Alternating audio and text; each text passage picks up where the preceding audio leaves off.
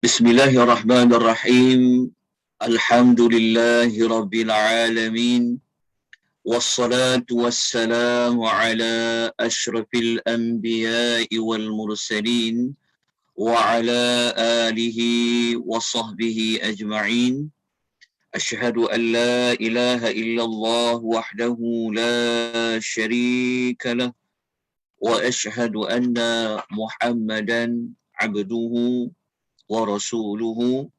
Allahumma salli wa sallim ala nabiyyina Muhammad wa ala alihi wa sahbihi wa man tabi'ahum bi ihsanin ila yaumiddin, amma ba'd. Assalamualaikum warahmatullahi wabarakatuh. Alhamdulillah, muslimin dan muslimat, pada pagi ini buat siri yang ke-22, pertemuan kita kali yang ke-22. Setiap hari Sabtu jam 10.30 pagi ini, kita merafakkan setinggi-tinggi rasa syukur kita kepada Allah. Kita memperbanyakkan puji-pujian kita kepada Allah dalam kesibukan, dalam banyak perkara yang kita hendak lakukan. Allah masih lagi memberikan kita petunjuk, Allah masih memberikan kita bimbingan. Allah Subhanahu Wa Taala memberikan kita keizinan untuk kita sama-sama mengambil manfaat, mengambil petunjuk, mengambil pengajaran daripada ayat-ayat yang terkandung di dalam suratul Al-Kahfi. InsyaAllah pada pagi ini kita akan memasuki kisah yang kedua, cerita yang kedua yang berada pada ayat 32 sehingga kepada ayat nombor 44. Ayat 32 sehingga ayat nombor 44 ini Allah Subhanahu Wa Taala menyebutkan tentang ujian, cabaran, fitnah, harta yang dimiliki oleh seorang lelaki yang sangat kaya raya.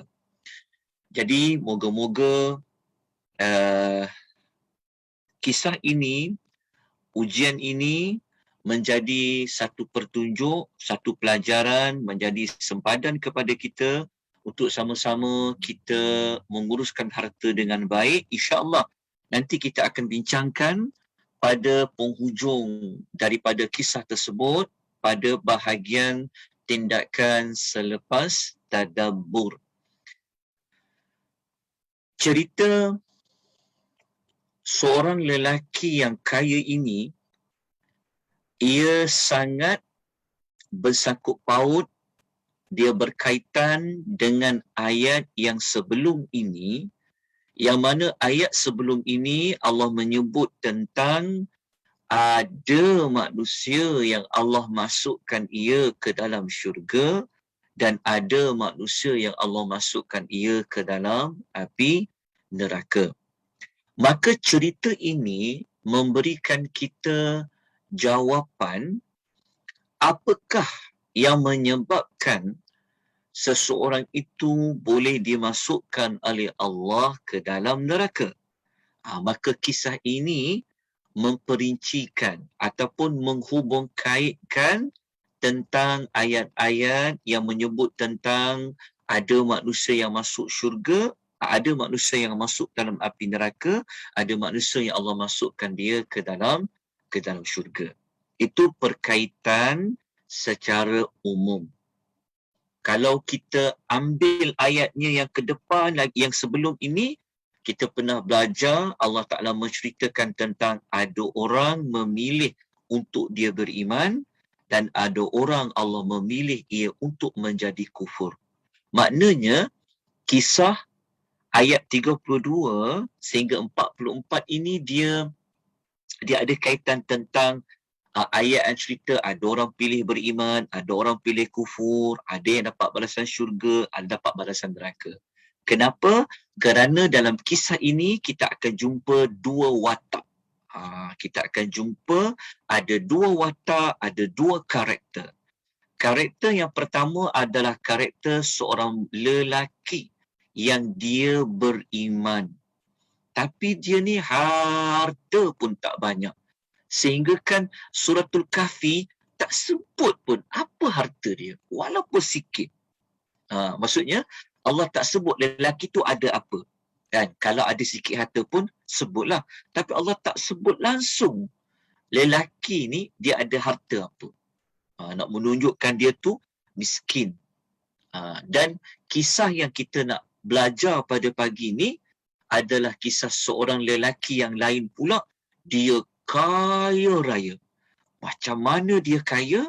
Nanti kita akan bacakan ayat 32 sehinggalah beberapa ayat untuk pengisian siri ke-22 pada pagi ini. Ada dua contoh lelaki. Ada lelaki tu dia apa? Dia beriman. Tapi dia tak ada apa-apa harta. Dia miskin dia. Nak tahu macam ni dia miskin? Dia tak ada harta apa-apa. Dekat ayat yang kita akan baca nanti Allah sebut. Walaupun tak jumpa perkataan dia miskin. Okay, tetapi Allah tak sebut apa harta dia langsung dalam ayat tu. Tapi Allah sebut kisah seorang lelaki yang kaya. Lelaki ni dia punya kaya, Allah tak cakap dia kaya saja, tapi Allah terangkan, jelaskan apa kekayaan yang dia miliki. Berbeza dengan lelaki yang seorang lagi. Lelaki yang kaya raya ni Allah detailkan harta dia apa, tetapi sayangnya dia adalah seorang yang kufur. Inilah sebenarnya ayat yang kita nak belajar pada pagi ni yang ada hubung kait dengan ayat-ayat sebelum ini. Inilah fungsi ayat-ayat yang berada di dalam satu surah yang sama. Walaupun kita nak masuk ayat 32, tetapi ayat 32 ni bukanlah ayat yang dia berdiri dengan sendirinya, seolah-olah tak ada kaitan langsung dengan ayat-ayat yang sebelum 32 ke ataupun selepas 32 ke. Tidak, dia ada perkaitan. Ini dipanggil munasabah antara satu ayat kepada ayat-ayat yang ada di dalam surah tersebut. Nama besar dia Suratul Kahfi. Jadi, kita akan masuk insya-Allah pada pagi ini. Kita nak fokus yang mana? Okay, saya nak fokus terlebih dahulu pada pagi ni watak ni. Lelaki yang kaya raya ni. Kemudian, siri yang ke-23, baru kita pergi kepada kisah lelaki yang miskin ni. Jadi kisah dua-dua ni dia duduk pada ayat 32 sampai 44. Tapi ayat 32 sehingga 44 tu sebenarnya dia ada dua karakter lah. InsyaAllah. Jadi pagi ni kita fokus yang dia dulu. Okay, kita nak fokus kepada kisah lelaki yang kaya. Jadi apa yang kita kena buat? Apa yang kita kena ikut? Apa yang kita tak perlu ikut?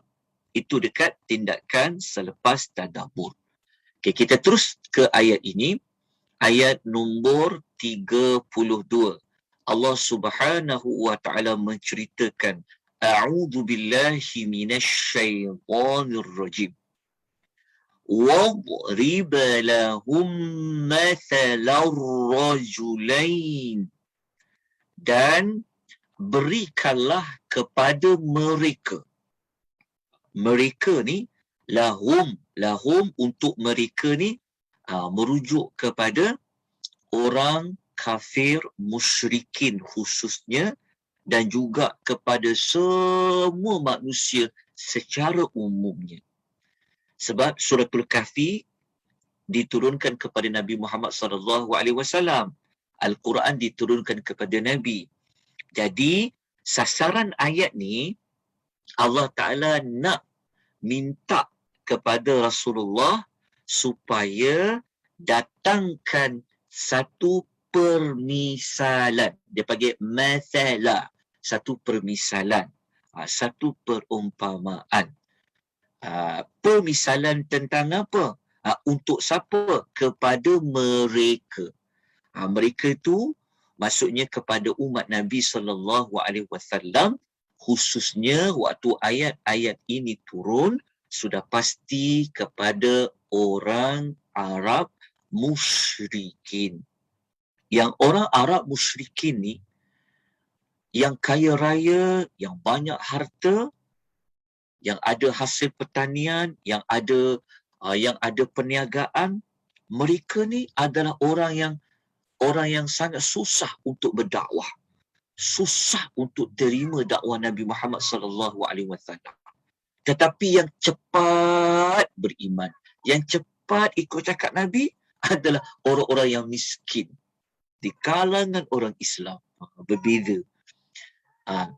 Dan kalau tuan-tuan masih ingat lagi tak kisah ayat yang Allah Ta'ala tegur kat Nabi Muhammad? Ingat lagi tak? Ya Allah ingatkan Nabi Muhammad, janganlah engkau punyalah nak utamakan habuan dunia ni, perhiasan dunia, sampai kau tak nak bersama dengan orang-orang yang susah.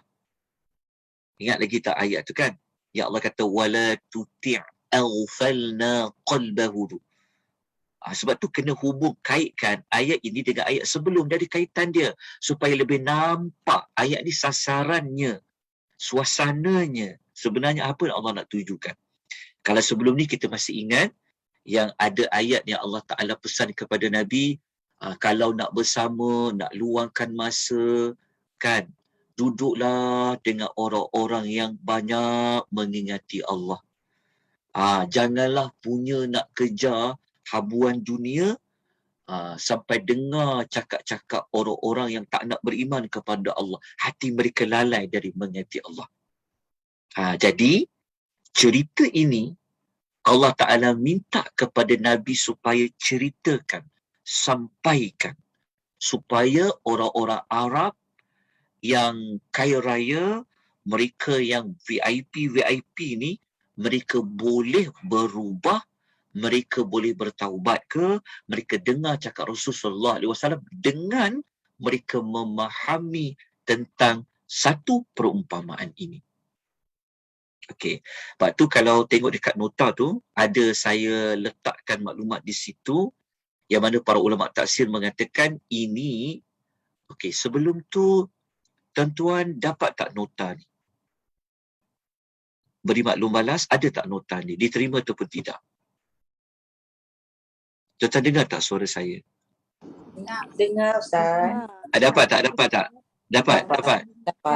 Alhamdulillah. Ingatkan ke mana semua orang. Risau juga saya ni. InsyaAllah. Alhamdulillah. Jangan risau Ustaz. Ya. Ada. Okey, Jangan risau. alhamdulillah. Tawaduk. Okey, kita sambung. Okey. Ayat ni, cerita ni, kata Nabi SAW, kata para ulama tafsir, ini adalah perumpamaan yang dibuat oleh Allah Ta'ala untuk kaum musyrikin. Seperti kita kata tadi, apa makna perkataan lahum, untuk mereka, wadrib lahum, adalah untuk orang musyrikin dan golongan seperti mereka. Waktu kita kata perumpamaan ini bukanlah semata-mata ditujukan kepada orang di zaman itu saja, tapi siapa-siapa yang mempunyai watak, karakter seperti itu, yang mana yang angkuh, yang tak sudi untuk bersama dengan kaum muslimin yang lemah, yang miskin, dan mereka ni pula jenis yang berbangga-bangga dengan harta dan kekayaan mereka. Ini ada kaitan dengan ayat sebelum ini. Kan? Yang mereka nampak macam mereka nampak orang Islam ni yang tak ada apa-apa ni macam dipandang rendah dan sebagainya. Jadi bawa kisah ni. Okey, kemudian kita lanjutkan dengan ayat 32 ni berbunyi, kita sambung dengan ayat dia. Okey. Allah Ta'ala kata perumpamaan itu adalah rajulaini, ada dua orang lelaki. Okey, perumpamaan, pemisalan tentang kisah dua orang lelaki. Ja'alna li ahadihima, kami, kata Allah, telah adakan. Ja'alna, kami telah adakan, kami telah jadikan. Kenapa Allah kata kami telah adakan? Nak menunjukkan bahawa Allah yang buat, Allah yang bagi. Kami adakan, kami tu maksudnya merujuk kepada Allah. Allah guna istilah kami kerana nak mengagungkan Allah. Kenapa Allah kata ja'alna, kami adakan? Nak menunjukkan tadi bahawa nak menunjukkan bahawa Allah yang buat, Allah yang beri, Allah yang kurniakan. Okey, apa yang Allah kurniakan, apa yang Allah adakan? Li ahadihima, bagi salah seorang antara mereka berdua. Salah seorang antara mereka berdua. Maknanya ada dua orang lelaki, salah seorang dari mereka. Maknanya bukan dua-dua. Salah seorang daripada mereka berdua, Allah beri, Allah bagi. Apa dia? Jannataini. Ada dua buah kebun. Okey, maknanya ada dua orang lelaki. Okey, salah seorang darinya mempunyai dua kebun. Dua kebun tu kebun apa? Min a'nabin. Anggur. Okey. Jelas? Okey. Kebun apa? Kebun anggur. Kejap kebun anggur. Dia ada dua buah kebun anggur. Okey, ini ayat ni Allah Ta'ala nak perincikan tentang daripada dua lelaki ni, seorang daripadanya sangat kaya. Orang dulu kaya boleh lihat dari sudut apa? Dari sudut kebun-kebun. Allah tak cerita yang satu lagi. Allah kata ada dua orang, tapi salah seorang daripadanya. Yang seorang ni siapa? Seorang lagi siapa? Kita kena tengok keseluruhan daripada ayat 32 sampai 44. Nanti kita akan jumpa jawapan. Okey. Tapi kita dah tahulah tadi awal-awal. Tapi kita nak tengok mana ayat dia. Okey. Salah seorang antara mereka, Allah berikan kepada mereka jannatin min a'nabin, dua buah kebun anggur. Dia ada dua kebun anggur. Okey. Lepas tu Allah Ta'ala sambung lagi. Wa hafafnahuma binakhlin. Dan kami kelilingi. Maksudnya Allah Ta'ala, Allah yang jadikan. Kenapa Allah ulang lagi kami? Kenapa ulang lagi kami? Nak menunjukkan bahawa semua itu dari Allah. Jadi kata, dan kami kelilingi. Hafafna ni maksudnya ahafna. Allah kelilingi kebun-kebun anggur itu binakhlin, dengan pohon-pohon kurma. Maksudnya, di sekeliling kebun anggur itu adanya pohon-pohon kurma. Ini siapa belajar pertanian, dia kena buat kajian. Pokok anggur ni dia boleh hidup ke dengan berdekatan dengan pokok tamar? Sebab Allah Ta'ala cerita. Bukanlah sekadar menunjukkan Allah Ta'ala tu dia boleh buat apa dia suka. Tetapi itulah ilmu pertanian. Tapi kita tak nak ulas di surah ilmu pertanian tu. Tapi Suratul Kahfi ni ada banyak mukjizat sains. Ada banyak mukjizat berbentuk seperti mukjizat sains lah. Mukjizat di sudut ilmi tu. Itu kita kena fokus kepada ruang yang lain. Okey, cuma kita nak cerita dekat sini. Seorang daripada dua lelaki tu, okey, dia mempunyai dua kebun anggur. Kebun anggur ni, bukan senang nak hidup anggur. Bukan senang nak jaga anggur tu. Tetapi Allah Ta'ala nak jaga kebun anggur lelaki ni, Allah keliling dia juga dengan kebun-kebun tamar. Supaya kalau angin kuat kan, ada pohon tamar yang lindung dan sebagainya. Okey, jelas tak? Maknanya maksudnya dia ada 2 kebun anggur. Di sekeliling 2 kebun anggur tu ada pohon-pohon tamar. Orang Arab dulu, siapa yang ada kebun, seperti kebun tamar, kebun anggur, dia memang kaya. Macam kita sekarang kan, nak cari tanah, nak bertanam pun susah. Terpaksa ambil pasu-pasu sebab tak ada tanah. Sebab tu orang boleh miliki tanah yang banyak ni, dia kaya. Jadi mungkin akan ada orang bertanya, kenapa Allah selalu sebut anggur, pohon tamar? Sebenarnya banyak ayat dalam Al-Quran ya Allah selalu sebut tentang 2 pohon. Sebab bagi orang Arab di zaman itu, pohon tamar, buah tamar ni, buah kurma ni merupakan buah yang sangat memberikan banyak manfaat. Begitu juga dengan buah anggur. Kalau kita nak tengok dalam ayat lain, kalau kita tengok dalam ayat lain tentang pohon tamar ni banyak dalam Al-Quran. Antaranya kalau kita buka dalam surah Rahman kan, ya Allah mengatakan contoh dalam ayat nombor 68, fihima fakihatu wa nakhlun. Allah jadikan pohon tamar. Pohon tamar ni, buah tamar ni, kita bukan nak fokus dari sudut nak cerita panjang lebar dari sudut apa kelebihan buah tamar tu. Itu memang kena buka slot yang lain. Itu kena buka dalam sesi tadabbur yang fokus tentang apa kelebihan buah tamar, apa kelebihan buah anggur tu.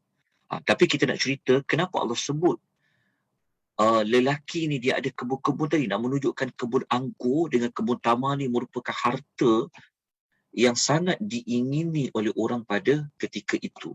Banyak manfaat dia dan sebagainya. Okay. Kemudian kita sambung lagi. Adakah hanya 2 kebun anggur saja? Lepas tu dekat sekeliling kebun anggur tu ada pohon-pohon kurma? Allah mengatakan, وَجَعَلْنَا بَيْنَهُمَا زَرْعًا. Serta kami jadikan di antara 2 kebun tu, dekat kebun tamar, dekat kebun anggur itu, ada jenis-jenis tanaman yang lain. Tanaman yang lain. Cuma Allah Ta'ala tak bagi tahu kita secara spesifik tanaman apa. Gandum ke, jagung ke, Allah Ta'ala tak bagi tahu. Ada pokok buah-buah lain ke, Allah Ta'ala tidak memberitahu kepada kita. Tetapi ada tanaman-tanaman yang lain. Di antara, maksudnya di celah-celah, di dekat dengan kawasan kebun tamar, dengan buah anggur, dekat 2 kebun anggur tu ada tanaman-tanaman yang lain. Hebat lelaki ni. Hebat salah seorang daripada 2 lelaki ni. Tetapi kenapa Allah Ta'ala kata, ini penting untuk pengajaran untuk kita pagi-pagi ni. Kenapa Allah gunakan tentang, kita tengok dekat ayat ni, kejap ya. Okay. Kenapa Allah gunakan tentang ayat ni? Allah kata, ja'alna, kata wahafafna, waja'alna. Menunjukkan bahawa apa? Kami adakan, kami kelilingi, kami jadikan. Kenapa ayat ni ada? Nak menunjukkan kepada kita bahawasanya lelaki yang seorang ini nak menunjukkan bahawa Allah yang buat, Allah yang bagi rezeki, Allah yang kurniakan. Kita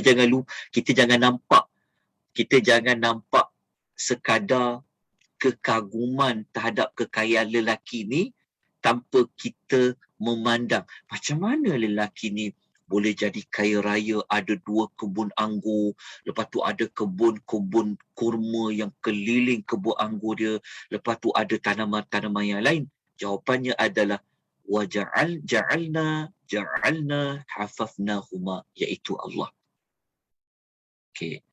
Jadi kita lanjutkan lagi dengan ayat yang ke-33. Okey.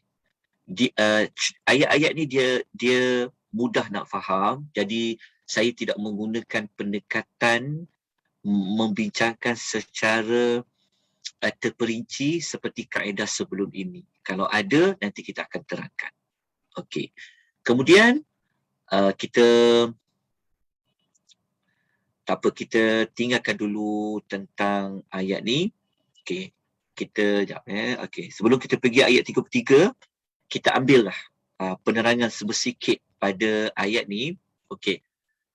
Kenapa Allah nak buat perumpamaan ini? Kisah dua lelaki, seorang daripadanya itu, okey, Allah kata apa? Tujuannya adalah, objektif cerita ni adalah untuk memberikan nasihat dan untuk memberikan pelajaran. Okey, ini kita sedia maklum. Okey. Kemudian kita terus pada ayat 33 lah. Yang tadi lebih kepada kenapa Allah Ta'ala ceritakan kisah lelaki itu di dalam suratul Kahfi. Kena baca ulasan-ulasan tadi. Okey, kita terus pergi kepada ayat 33 yang menerangkan lagi. Lelaki yang seorang ni, dia ada harta apa lagi yang lain? Kita baca lagi. Allah Subhanahu wa Ta'ala berfirman ayat 33, kiltal jannataini atat ukulaha. Kedua-dua kebun itu. Ini menurut para ulama tafsir, kedua-dua kebun tu merujuk kebun apa? Yang kebun anggur, lepas tu kebun yang pohon tamar tu. Okey, kedua-dua kebun itu dia mengeluarkan hasilnya. Kilta kilta ni nak menunjukkan bahawa 100% hasil dia keluar. Di antara risiko bagi orang yang bercucuk tanam ni, dia bertani ni kan, risiko dia ramai orang takut nak melabur, nak bercucuk tanam ni adalah pada hasil kan. Takut apa? Takut nanti tak keluar hasil, mungkin hasil tu keluar, buah-buahannya tidak seperti yang dijangkakan, betul tak? Modal dah keluar banyak, masa dah ambil banyak, tapi hasilnya tidak balik modal, hasilnya tidak seperti diharapkan. Tetapi lelaki ni, kata Allah, macam mana buah anggur tu, macam mana pohon tamar dia, Allah Ta'ala kata, walam tazlim minhu syai'a. Okay. Allah kata, dan Allah kata mengeluarkan hasil tu, atat ukulaha. Dia mengeluarkan hasil tu, maksud dia hasil dia tak ada yang kurang.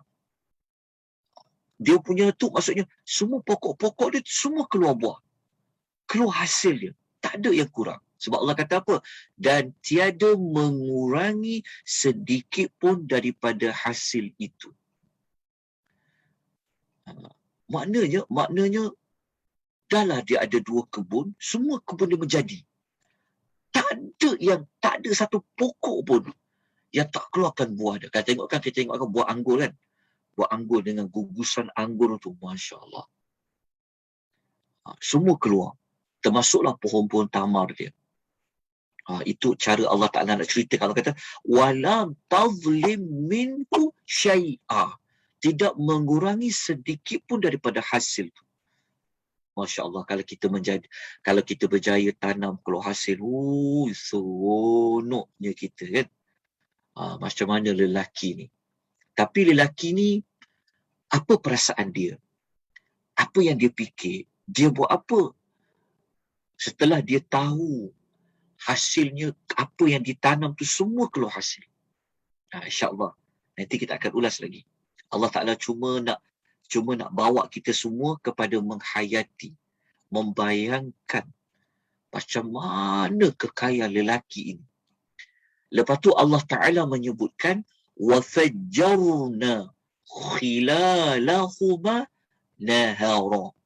Dan kami, kata Allah, dan kami juga telah mengalirkan di antara kedua-duanya sebatang sungai.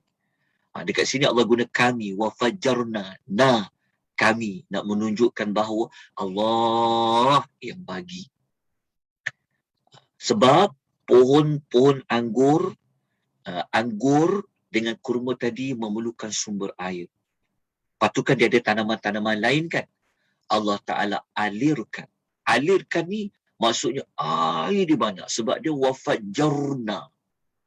Kami alirkan di antara kedua-dua kebun tamar tadi dengan kebun anggur itu adanya sebatang sungai. Maknanya air dia tak terputus. Macam orang bertani sekarang, lepas tu dia suka cari tempat yang ada tadahan air. Itu yang orang buat kolam ke, dia buat tempat simpan air ke. Zaman sekarang terpaksa guna paip pula kan kadang-kadang. Nak bagi semua tanaman-tanaman ni kena air dia. Nak cari sumber air pula. Tapi lelaki ni, Masya Allah. Allah beri kepada dia, dia tak perlu susah payah nak dapatkan air. Dekat situ tu ada sebatang sungai. Maknanya sumber air dia mencukupi. Keluar hasil, tak ada yang tak keluar hasil. Okey, jelas ya untuk ayat nombor 33. Agak-agak macam mana kekayaan dia kan? Kalau dijual sekali anggur, tuan-tuan biasa makan anggur kan? Beli kat Jaya, beli kat mana dalam satu bungkus, bukan murah tau. Anggur ni, yang kita mampu beli makan kismis je lah. Kan? Mahal. Maknanya Allah Ta'ala nak bawa kita semua, Allah Ta'ala nak suruh kita gambarkan, bayangkan, betapa kayanya lelaki ni. Tapi tak habis lagi tau. Kekayaan dia bukan setakat ni saja. Bukan setakat ni saja. Ada lagi. Maknanya, hasil dia tu sentiasa kat dia. Sebab ada sungai. Sumber air. Sebab tu orang bertani ni, sumber air ni merupakan satu sumber yang sangat penting. Sebab tanaman ni jadi sumber makanan. Okey. Kita lanjutkan lagi pada ayat nombor 34. Okey. Dalam nota ni saya tak banyak meletakkan tafsiran ayat sebab ayat ni dia mudah je nak faham. Cuma yang paling penting kepada penghayatan untuk nak menggambarkan, menghayati tu, akan kekayaan lelaki ni. Jadi seolah-olah ayat ni Allah Ta'ala nak suruh orang Arab musyrikin ni bandingkan. Korang kaya tak? Macam lelaki yang Nabi cerita ni. Kan orang Arab musyrikin kan? Ada yang berniaga, ada yang kaya raya kan? Jadi Allah Ta'ala nak suruh mereka fikir-fikirkan. Korang sama tak macam lelaki ni? Lelaki ni ada 2 kebun. Ada pohon tamar. Ada tanam-tanaman lain. Buah dia tak pernah tak ada. Semua keluar hasil. Lepas tu ada sumber air pula. Kan nampak tak? Cara Allah Ta'ala menggunakan pendekatan permisalan. Sebenarnya kalau orang faham kan, dia sangat tajam sebenarnya.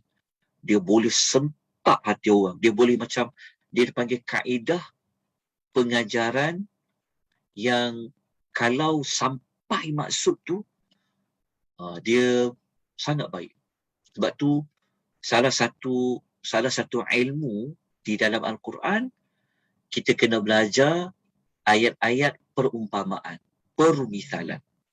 InsyaAllah, silibus tentang ayat-ayat perumpamaan, pemisalan ni dalam rancangan Akademi Tadabbur Malaysia nak mengadakan slot tadabbur ayat-ayat pemisalan. Tuan-tuan nantikan pengumuman tentang silibus. Kita nak belajar daripada Al-Baqarah sampailah surah-surah dalam Quran yang guna ayat ada pemisalan. Sebab pemisalan ni dia satu ilmu yang sangat penting kalau kita semua kena belajar. Jangan tinggal. Cuma dalam sekolah, pendidikan kita ni kadang-kadang dah tinggalkan permisalan ni kan, perumpamaan ni. Jadi itu kaedah yang sangat baik kalau kita boleh gunakan. Okey, kita terus dengan ayat 34. Ayat 34 ni Allah cerita lagi harta dia apa. Allah kata, wa kana lahu samarun. Okey, tuan kebun itu, wa kana lahu, dan adalah baginya.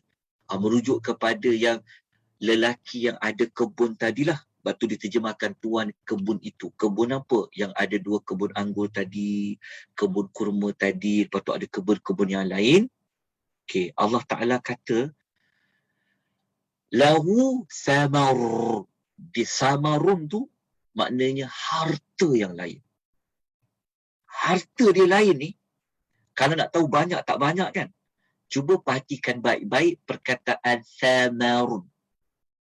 Dia tidak ada alif lam di depan sa tu. Sa tu dia tak ada alif lam.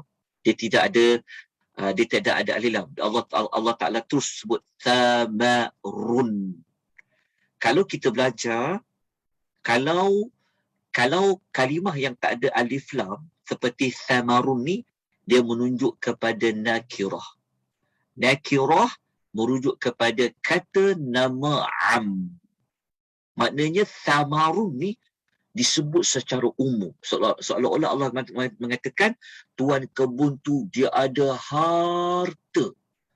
Dia punya banyak harta tu, Allah Ta'ala tidaklah melimitkan. Sebab tu Allah tak letak perkataan alif lam. Allah tak kata lahu as-samaru. Allah tak kata as-samaru. Tapi Allah kata samarun. Sebab tu penggunaan kata nama am, umum, nakirah, dia nak menunjukkan kepada keagungan. Maknanya harta orang tu banyak. Macam mana kita tahu banyak? Allah Ta'ala mengungkapkan perkataan samarun tanpa ada alif lam.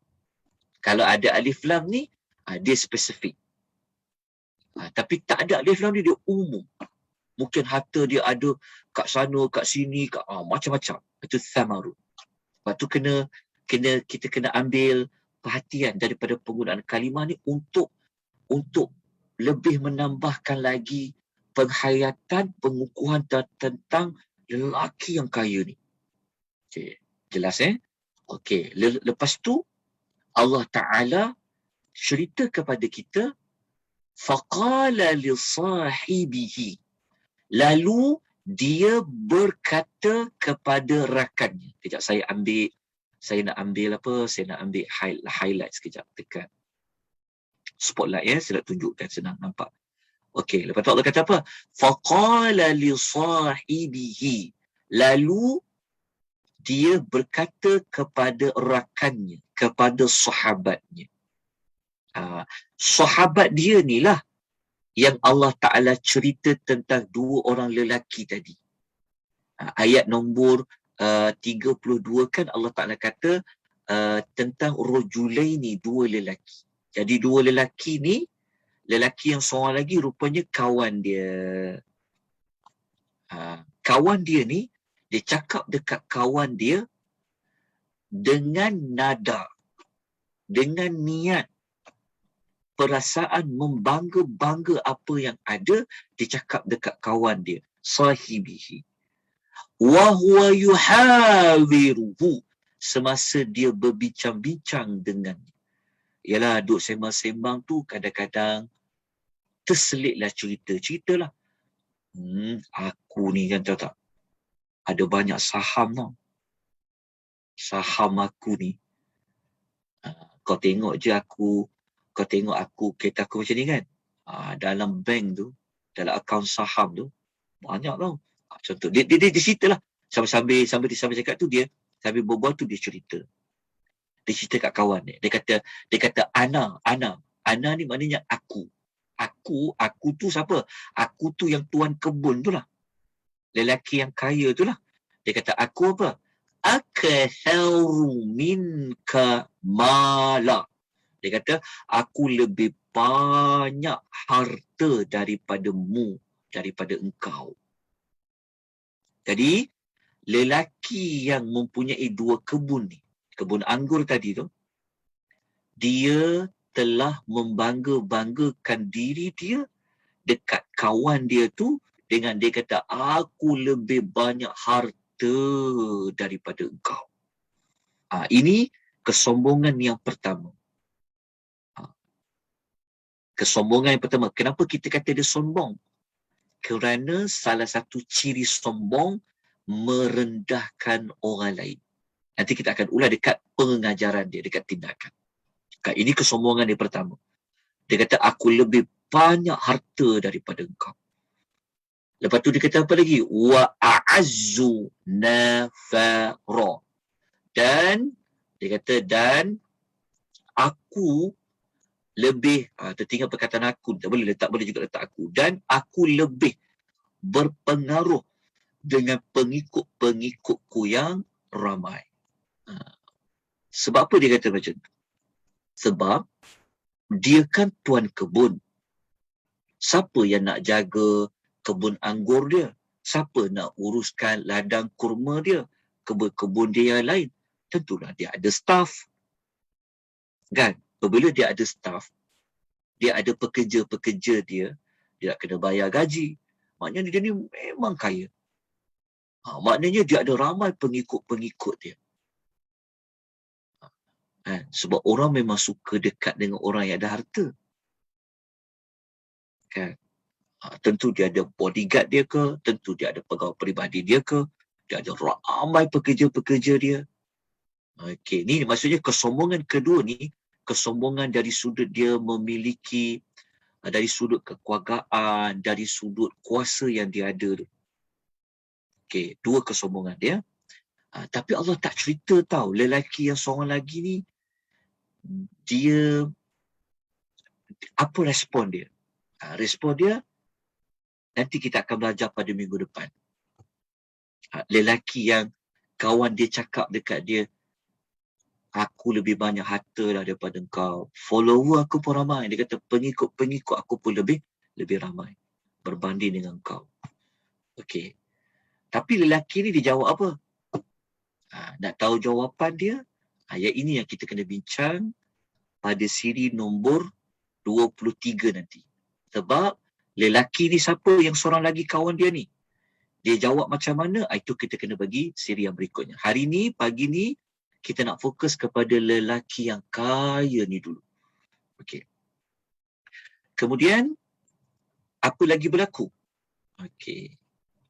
Lelaki yang tadi ni pada ayat nombor 35, وَدَخَلَ جَنَّتَهُ, dan dia pun masuk ke satu kebunnya. Saya tambah perkataan ke satu kebunnya, ke satu kebunnya, sebab jannatahu ni merujuk kepada satu kebun. Kalau dua kebun, jannatain. Jadi dia masuk, kenapa Allah Ta'ala sebut dia masuk ke satu kebunnya? Mungkin kebun ni yang paling hebat ke? Kita tak tahulah. Ataupun mungkin dia akan masuk lari satu kebun, pergi ke kebun yang lain pun, wallahu a'lam bisawab. Tapi dia pergi kepada satu kebun dia. Dia pergi kepada satu kebun ni, sudah tentu dia bawa kawan dia tu tadi. Sebab nanti kita belajar pada ayat yang akan datang, kawan dia bagi maklum balas. Okey. Lepas tu dia buat apa? Wa huwa zalimul li nafsihi. Dalam masa yang sama, dia ni telah berlaku zalim kepada dirinya sendiri. Okey. Ayat 35 ni kita dapat satu maklumat tambahan. Rupa-rupanya lelaki yang kaya tadi, yang ada kebun, yang ada harta lain, yang ramai pengikut-pengikut dia, rupa-rupanya dia adalah seorang yang zalim. Zalim kepada siapa? Zalim kepada dirinya sendiri. Ayat ni dia umum dulu. Dia kata dia zalim. Kita belajar perkataan zalim diungkapkan kepada siapa-siapa yang berbuat dosa. Zalim. Sebab tu kalau kita doa, kita pun cakap, Rabbana zalamna, ya Rabb kami telah menzalimi diri kami. Sebab tu mana-mana perbuatan dosa, dia dipanggil orang yang zalim. Okay. Adakah lelaki ni zalimnya macam mana? Kezaliman dia macam mana? Apa dosa yang dia buat? Okey. Ayat selepas tu, Selepas perkataan wa huwa zalimu li nafsihi ni, okey, Allah Taala ceritakan. Ada jawapan dekat situ. Allah kata apa? Qala ma adhunnu an tabida hadhihi abada. Okey, begini. Sekejap ya. Okey, ayat 35 ni Allah Taala bagi tahu pada kita rupa-rupanya lelaki yang dia membangga-banggakan harta dia dan membangga-banggakan tentang pengikut dia, staf dia dan sebagainya, dia ini kata Allah adalah seorang yang zalim. Maknanya dia seorang yang berdosa. Apa dosa dia? Nah, itu insya-Allah nanti kita akan jumpa dengan lebih jelas lagi pada ayat yang selepas dia.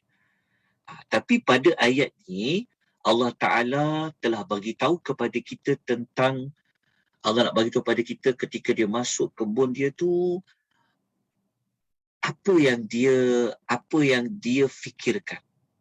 Allah kata qala ma adhunnu an tabida hadhihi abada.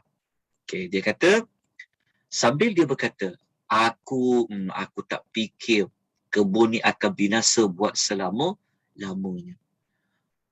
Maknanya dia telah sangka bahawa kebun dia ni akan subur bila-bila. Kebun dia ni nanti akan kekal macam tu. Sebab apa? Yalah, dia ada sumber air, betul kan? Dia ada staf yang ramai, boleh uruskan sumber pertanian dia tu. Lepas tu dia ada duit yang banyak. Jadi dia rasa macam, dia kata, harta ni akan lama, tidak akan binasa buat selama-lamanya. Okay, itu sangkaan dia. Rasa kagum dia dia lihat kepada apa? Kepada harta dia tu. Okey. Kita sambung ayat 36. Okey. Kalau kita baca dekat ayat nombor 36, kita pergi 36 dulu, lepas tu baru kita pergi kepada keterangan sedikit ayat nombor 35 tu. Sebab ayat nombor 35 ni Allah tak bagi tahu kita dengan jelas zalim yang dalam bentuk apa lelaki ni telah buat. Dosa dalam bentuk apa lelaki ni dia telah buat. Kalau ayat 35 dibaca, dia mempunyai perasaan kagum dengan harta yang dia ada, dengan dia menyangka bahawa kekayaan dia ni akan ada macam ni sampailah bila-bila. Okay, maknanya apa? Maknanya lelaki ni sudah tentulah dia berfikir tentang dunia ni akan selama-lamanya. Jadi kaitan juga secara tersirat dia. Secara tersurat, dia berfikir kebun ini, kekayaan dia akan ada sentiasa ada seperti itu. Takkan binasa. Okey. Ayat nombor 36, Allah menyebutkan kepada kita perincian lagi.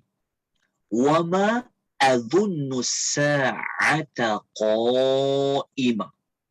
Dan aku tidak fikir hari kiamat akan berlaku. Dekat potongan ayat ni, kita dapat jawapan dia. Dekat sini. Kita dapat jawapan dia, apa kezaliman lelaki ni.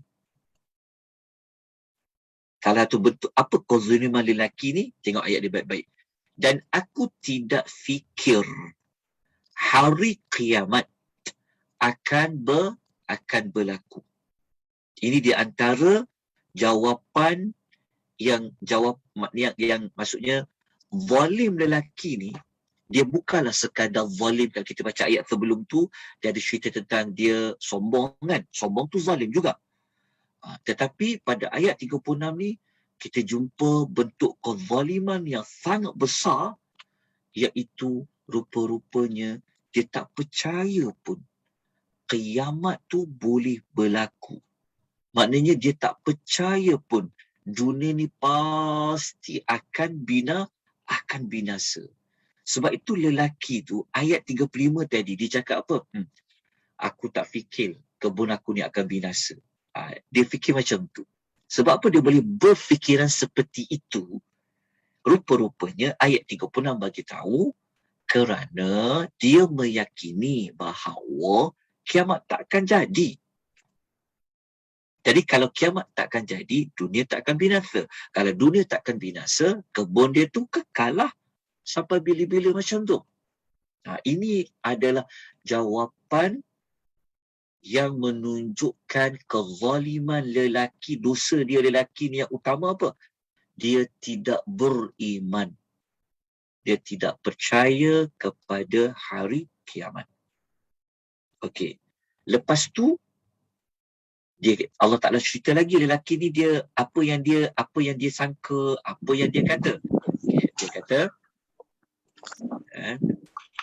dia kata wala irruditu ila rabbi.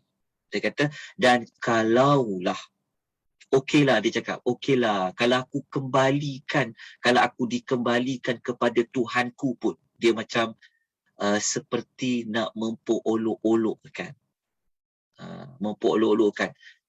Okeylah kalau kiamat tu datang juga, macam tu dia kata, kalaulah aku dikembalikanlah juga kepada Tuhanku, dia kata apa? Sangkaan dia apa? La ajidanna khairam minha munqalaba. Sudah pastilah aku akan mendapat tempat kembali yang lebih baik daripada ini. Okey, lelaki ni dia tersalah sangka. Sangkaan dia yang salah tu, pertama memang dia sangat ragu-ragu tentang berlakunya hari kiamat tu. Dalam masa yang sama, dia nak mempelekeh-lekehkan tentang kepercayaan hari kiamat tu dengan dia mengatakan, okeylah, kalau berlaku kiamat tu pun dia kata, nanti dekat akhirat tu, aku akan dapat lebih baik daripada apa aku dapat pada ketika ni. Lelaki ni menyangka, kalau dekat dunia, Allah bagi kekayaan dekat dia, seperti ada 2 kebun, anggur tadi kita dah bincangkan, ada staf ramai, harta banyak, itu kan kesenangan dunia Allah bagi pada dia. Dia menyangka kalau dekat dunia pun aku dah dapat kebaikan, dah bagus, dah kaya raya, tentulah nanti di akhirat aku akan lebih baik lagi daripada sekarang. Okay. Jelas, faham kan? Tentang apa yang lelaki yang kaya ini, dia cara berfikir dia, sangkaan dia tu. Okay. Setakat ni boleh faham? Okay. Sekarang kita nak jelaskan lagi. Okay. Kita nak jelaskan dekat ni. Okay. Kita nak jelaskan dekat apa makna dia telah berlaku zalim. Okay. Kalau kita baca dekat ayat nombor 36, tentulah lelaki ni kenapa Allah panggil dia zalim? Okey, setiap orang yang berdosa, dia panggil dia zalim. Apa dosa lelaki ni? Okey, kalau kita baca 36, kita jumpa. Dia mengingkari tentang dunia ini akan binasa, lepas tu akan berlakunya hari kiamat. Dan kalau kita baca pada ayat yang pada ayat nombor 34, lelaki ni kan telah bersikap sombong kepada kawan dia tadi. Maknanya sifat sombong lelaki itu dengan sifat tak percaya pada hari kiamat itu, maka Allah mengatakan dia adalah seorang yang menzalimi kepada dirinya sendiri. Sebab tu kalau kita baca dalam tafsir Ibnu Katsir tu contohnya, para ulama mengatakan apa makna wa huwa zalimu li nafsihi, maknanya bi kufrihi wa tamarrudihi wa takabburihi wa tajabburihi wa inkarihi al-ma'ad, yakni dengan kekafiran dia, keingkaran dia, kesombongan dia, keengganan dia, serta penolakan terhadap adanya hari kiamat. Maknanya lelaki ni dia sangat zalim. Zalim lah. zalim. Okey. Jadi kesimpulan, sebelum kita masuk tindakan selepas tadabbur ni, okey, kesimpulan cerita lelaki ni, kita dah habis cerita lelaki yang kita setakat ni kita dah tahu maklumat awal tentang lelaki ni macam mana. Untuk lelaki yang beriman tu, kita kena sambung nanti siri yang kedua, siri yang berikutnya, kita akan sambung ayat 37. Ayat 37 tu Allah mula cerita tentang lelaki beriman tu, apa respon dia balik semula. Setelah lelaki ini dia berkata-kata dan menyangka seperti ini. Sebab tu pagi ni kita nak fokus cerita tentang lelaki ini terlebih dahulu. Lepas tu kita baru masuk watak lelaki yang beriman tadi. Lepas tu kita akan patah balik semula kepada watak lelaki ini. Okey, kita susun. Okey, kita belajar kita belajar daripada satu situasi kepada satu situasi yang lain. Yang paling utama kita nak tahu pengajaran daripada ayat ni. Jadi ayat ini, kalau orang kafir musyrikin di zaman Nabi mereka faham, kan, seolah-olah ayat ni dia menjadi kayu pengukur kepada mereka. Orang kafir musyrikin, kamu ada kekayaan seperti lelaki ini tak? Orang musyrikin, kamu ada berfikir seperti lelaki ini tak? Sama tak perangai kamu macam lelaki ini? Itu tujuan. Antara hikmah kenapa Allah Ta'ala ceritakan, Allah minta Nabi datangkan, sampaikan pemisalan ni, bawakan pemisalan ni sebagai salah satu kaedah untuk menyedarkan orang-orang Arab musyrikin pada ketika itu, dan juga kepada mana-mana manusia yang ada persamaan macam lelaki ini. Lepas tu dipanggil perumpamaan permisalan. Kalau kita baca dekat mula-mula penerangan ni, ada yang saya sebut kat sini kan. Okey, kat sini. Kalau kita baca dekat sini, okey, dia ada, yang ni dia buat kesimpulan dah semua. Nanti boleh baca. Sekarang kita nak pergi kepada ni. Kita nak terus pergi kepada apa yang saya dapat, pengisian saya pada pagi ni. Apa yang saya perlu buat. Itu kita namakan dia tindakan selepas tadabbur. Okey. Dia dalam tadabbur ni tuan-puan ni, kita selalu ulang. Tujuan utamanya adalah untuk kita mencari petunjuk, teladan, pengajaran. Kita nak berubah. Jadi kita kena senaraikan apa tindakan yang perlu kita lakukan. Okay. Dalam nota yang saya kongsikan dalam pengisian ini, saya hanya menyenaraikan 4 sahaja contoh tindakan apa yang perlu kita buat. Okay. Yang tindakan pertama, kita semua setelah kita baca Suratul Kahfi sampai pada ayat cerita kisah lelaki tadi ni, maka kita kena sentiasa meyakini semua nikmat seperti harta, kebun-kebun adalah daripada pemberian Allah. Ini tindakan pertama. Tindakan pertama ni adalah tindakan yang perlu ada pada hati, pada mulut dan pada anggota badan. Kita kena meyakini semua nikmat. Kenapa kita boleh ambil tindakan pertama ni? Kerana kita dah baca tadi dalam ayat tu. Kenapa Allah Ta'ala kata, kami yang adakan, kami yang kelilingkan, kami yang jadikan. Kenapa ada kami tadi tu? Nak bagi tahu kepada kita, lelaki yang kaya ni, yang ada sifat sombong ni, yang tak percaya hari kiamat ni, sebenarnya dia tak ada apa-apa pun kalau Allah Ta'ala tak beri kepada dia rezeki kebun-kebun tadi. Jadi mesej di situ sebenarnya, sebab tu kita kata kita jangan nampak kagum pada lelaki itu saja, tapi kita kena melihat bagaimana lelaki ni dia boleh jadi kaya raya macam tu. Lepas tu kena lihat kepada perkataan ja'alna hafafna huma tadi. Jadi tindakan kita, okey, kalau kita seperti lelaki ini, mungkin ada kalangan kita yang dia ada banyak aset, banyak saham dia ada banyak banyak kebun-kebun dia. Kan, bila dia baca kisah lelaki ni, dia kena bandingkan. Aku ni ada perangai sama tak macam lelaki ni? Aku ada berfikir sama tak macam lelaki ni?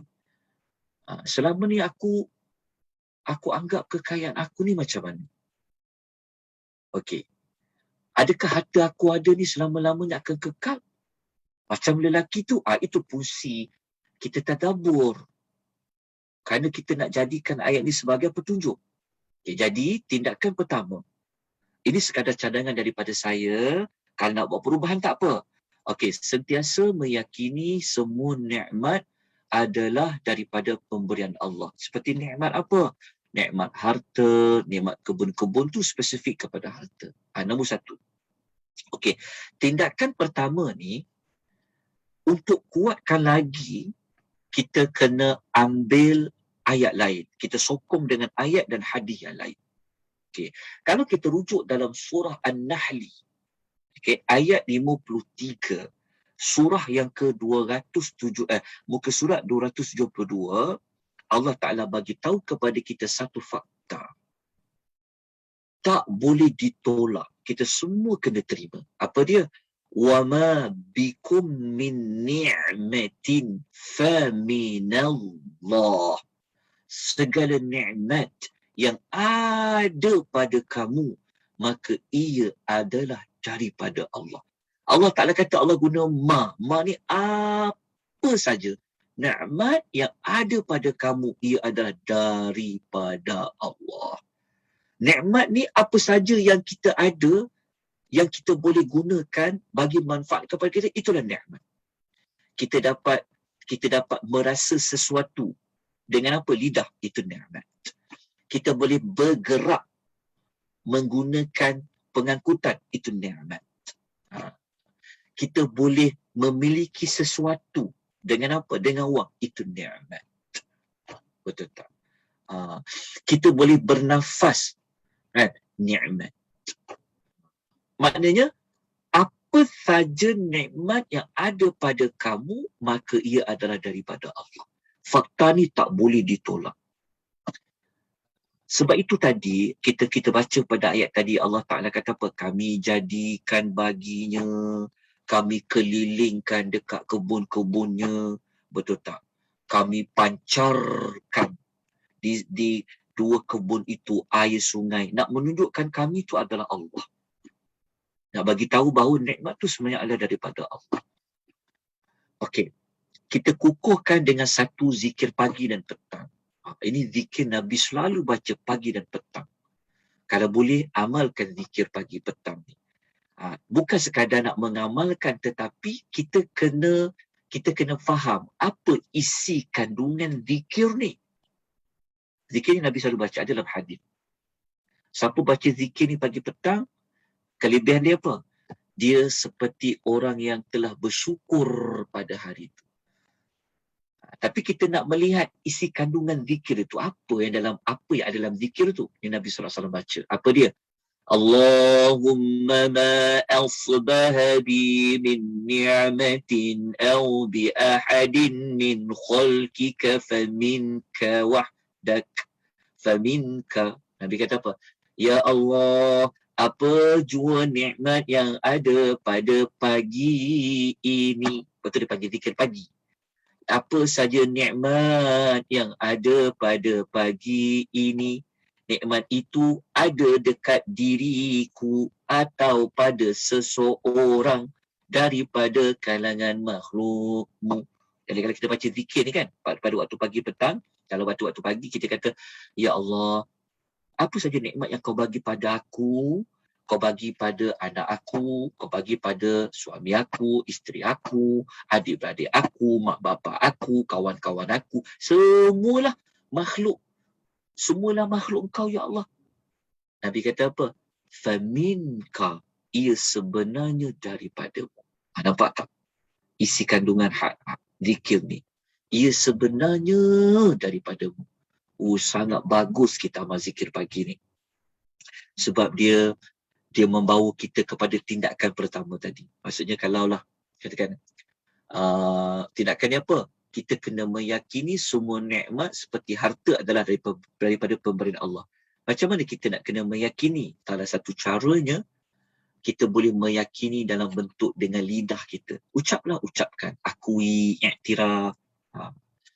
Tambah-tambah lagi dalam hati lah. Dalam hati kita ni sudah terpahat bahawa nikmat itu ia dari Allah. Sebab kita faham tadi surah tu An-Nahli. Jadi untuk mengukuhkan apa yang terpahat di hati, lidah kita ni ucapkan. Ucapkan apa? Seperti zikir. Kalau kita baca waktu petang, dia kena tukarlah kat sini. Dia tak boleh baca asbahabi, dia kena baca amsabi. Amsabi. Dia bunyi macam tu. Dia akan bunyi Allahumma ma amsabi min ni'matin. Kalau pagi asbahabi. Kalau petang dia kena tukarlah. Ya Allah, apa jua nikmat yang ada pada petang ini pada diriku atau pada seorang, pada makhluk. Okay, Nabi kata faminka, ia sebenarnya daripadamu. Inilah yang saya nak kaitkan dengan tindakan yang kita nak buat. Nak yakin terpahat dalam hati itu sudah pasti. Tetapi nak kukuhkan dalam hati itu kena selalu ucap dia. Zikir pagi dan petang. Sebab tu kalau kita baca dalam hadis kelebihan, cuma saya minta maaf, saya tak sempat nak masukkan kelebihan zikir ni. Kelebihan zikir ni, Nabi kata siapa yang ucapkan dia pada waktu pagi tu, dia seperti telah menunjukkan rasa syukur dia pada hari itu. Jadi lepas tu Nabi sambunglah, wahdaka la syarika lak falakal hamdu walakas syukru. Okey, oleh kerana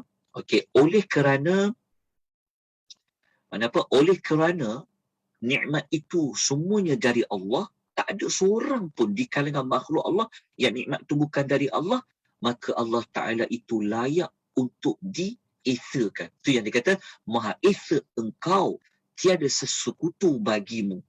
Lepas tu, kerana semua nikmat itu Allah yang bagi kepada semua orang, maka kita kata Allah tu apa? Bagimu segala pujian. Walaka syukru. Dan kepadamu dipanjatkan rasa syukur kepada Allah. Okey. Jelas tuan-tuan dan puan, kita nak kena buat apa selepas daripada habisnya pengisian kita pada pagi ni. Tindakan pertama ni, saya yakin kita semua ada tindakan ni. Tindakan ni, macam mana nak buat tindakan ni? Pertama dalam hati kita lah. Dalam hati kita, terpahat, meyakini, tak ada benda yang di alam ni yang kita boleh manfaatkan dia, kita guna dia, kan, menyelesaikan hidup kita, memudahkan hidup kita, melainkan semua itu dari Allah. Dalam masa yang sama nak kukuhkan dalam hati, sebut dia. Seperti mana zikir pagi ni. Termasuklah kita mengatakan banyak ucap Alhamdulillah. Alhamdulillah tu kita sedia maklum. Okey, itu tindakan pertama yang kita boleh belajar daripada kisah lelaki yang sangat kaya tadi. Sebab apa? Sebab nanti kita akan, sekejap lagi saya akan tunjukkan lagi sebab apa kita kena tekankan tindakan seperti ini. Tindakan dia ialah sebab kita, setengah orang, kita ni secara automatik tau, kita memang suka pada benda cantik, kita akan kagum tengok orang kaya, kita akan kagum tengok rumah besar, kita akan kagum tengok benda-benda yang menakjubkan lah. Tapi kita jangan terlupa untuk ingat pada Allah. Kita kagum macam mana pun, kita jangan lupa. Siapa yang bagi ya? Siapa yang beri tu? Iaitu Allah. Sebab tu kita kena selalu tekankan. Kita kagum tengok anak kita ni, pandai anak aku ni. Kita terlupa yang memandaikan anak kita adalah Allah. Dan sebab itu kena selalu ditekankan maklumat seperti ini. Apa-apa pun kita kata, kita kena kata aku tak ada apa-apa pun kalau bukan kerana Allah Subhanahu wa Ta'ala. Okey, kita dah sampai kepada tindakan pertama. Okey, kita masuk pada tindakan yang kedua. Okey, tindakan kedua ni apa? Tindakan kedua ni adalah menjauhi sifat sombong. Kat mana kata sifat sombong tu? Dekat lelaki yang kaya tadi tu, kan dia cakap dekat kawan dia cakap apa? Aku ni lebih banyak harta daripada engkau. Aku ni lebih banyak pengikut-pengikut, banyak pengaruh aku. Dia kata daripada engkau. Seolah-olah dia kata, engkau ada. Jadi itu adalah sifat sombong. Sifat sombong seperti ini, kita kena jauhkan dia. Sebelum tu kita belajar dulu sifat sombong ni apa. Secara ringkas saja. Kenapa saya sebut cara ringkas? Kerana kalau tuan-tuan nak tahu lebih lanjut tentang sifat sombong ni, saya jemput tuan-tuan dan puan-puan supaya mengikuti kelas pada hari esok malam. Ahad malam Isnin, kita akan menyambung lagi tentang ayat-ayat hadis-hadis tentang sombong. Kerana hari Ahad malam Isnin, kita belajar tentang kisah Firaun. Jadi, salah satu watak manusia yang sombong adalah Firaun.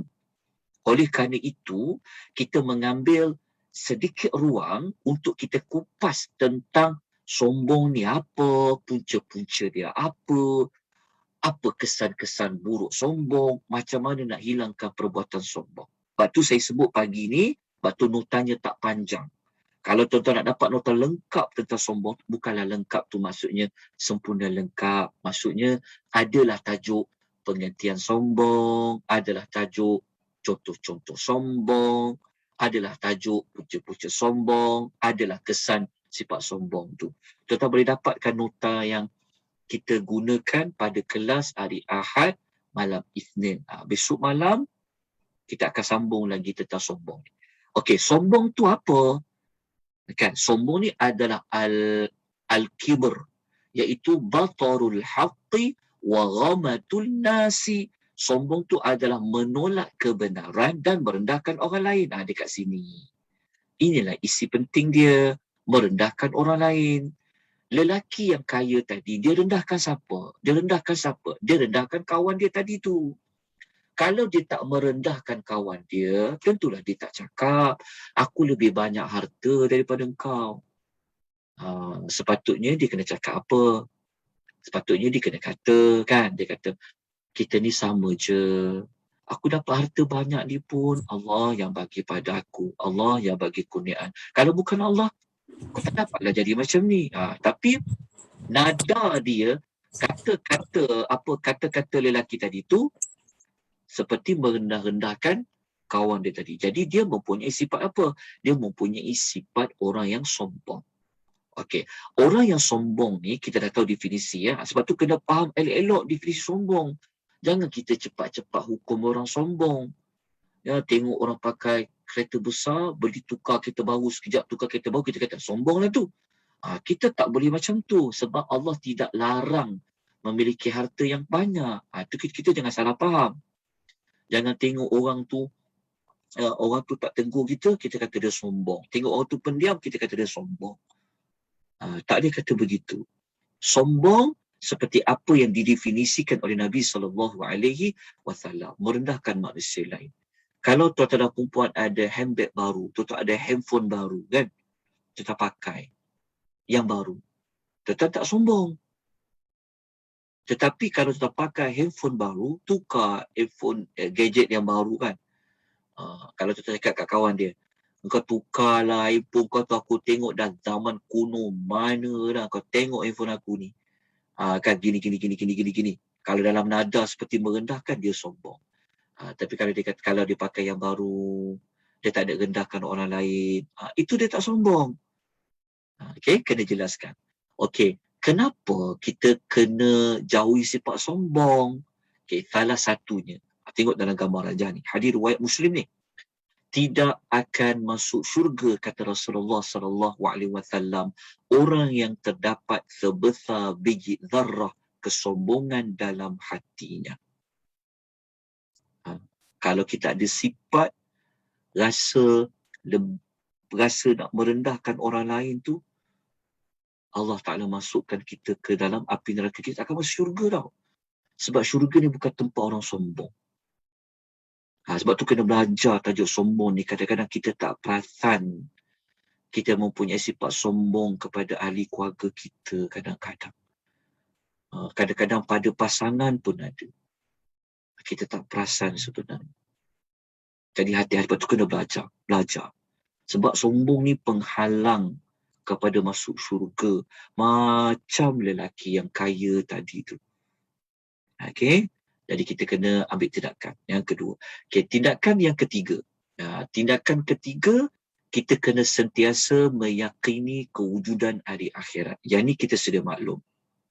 Nanti kita akan kukuhkan lagi tindakan ketiga ni. Tindakan yang keempat, ini juga yang penting.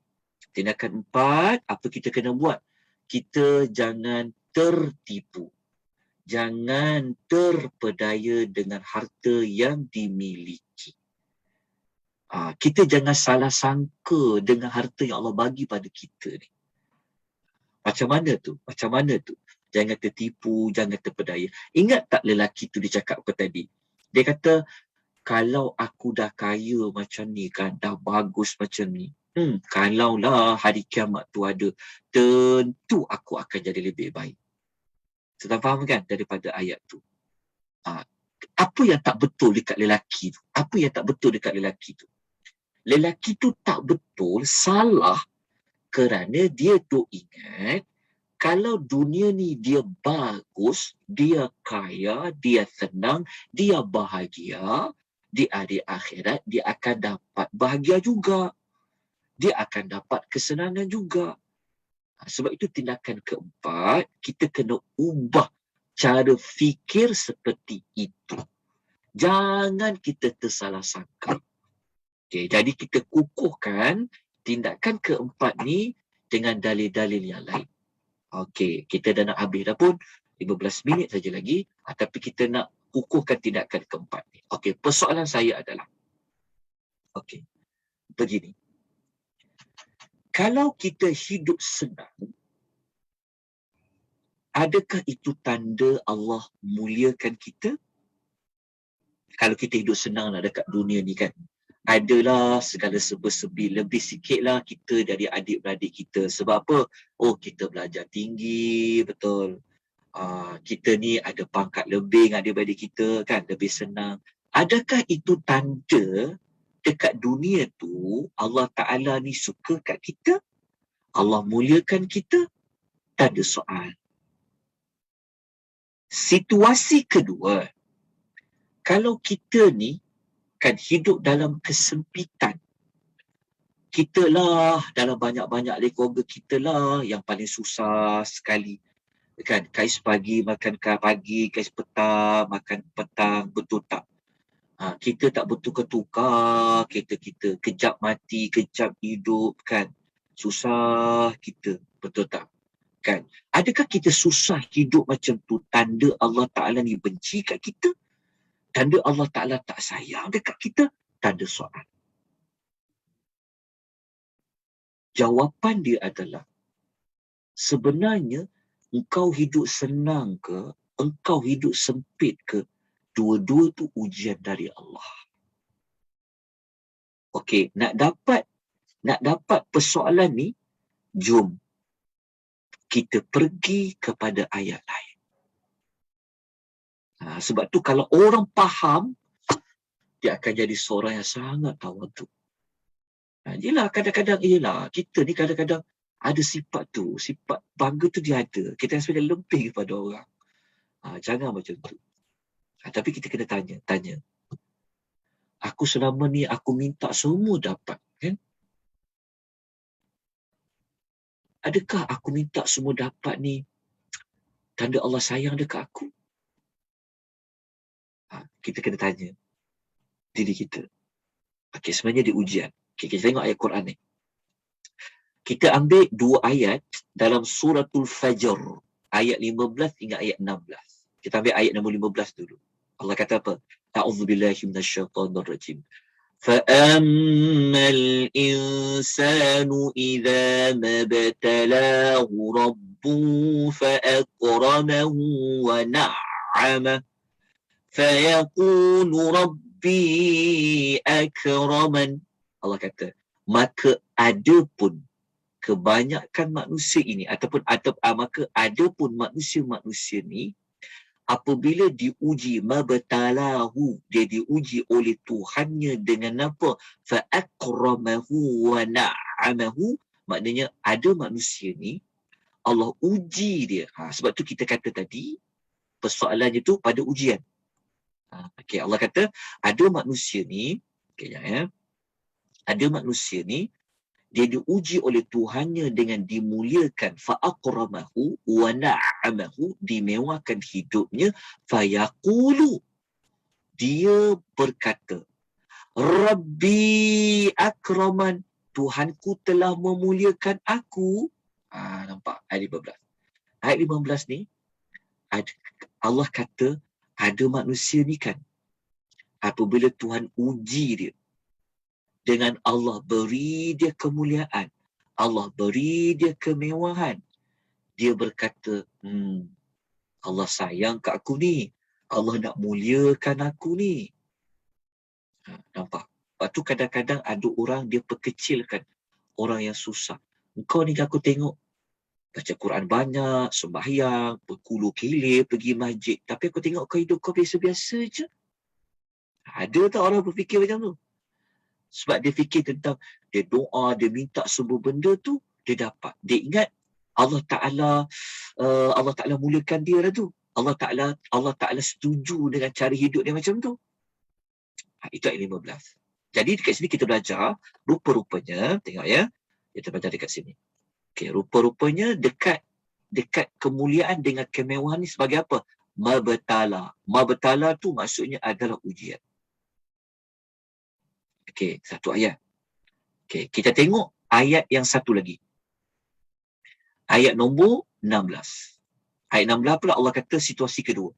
Wa amma idza mabtalahu faqadara alayhi rizqah fayaqulu rabbi ahanan.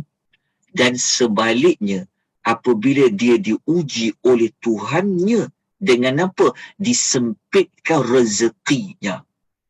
Tetap apa? Tetap ujian juga. Ada manusia ni pula, kalau Allah uji dia dengan sempit rezeki ni, dia cakap apa?